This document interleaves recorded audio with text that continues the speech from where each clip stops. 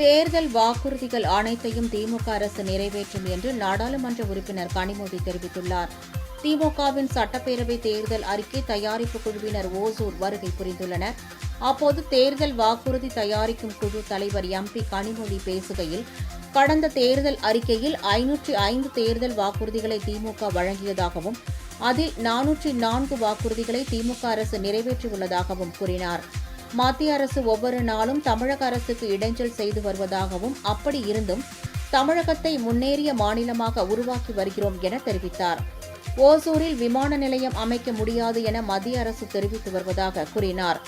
ஆனால் முடியாததை முடித்துக் காட்டும் திமுக அரசு ஓசூரில் விமான நிலையம் அமையும் என அமைச்சர் TRP ராஜா தெரிவித்தார்.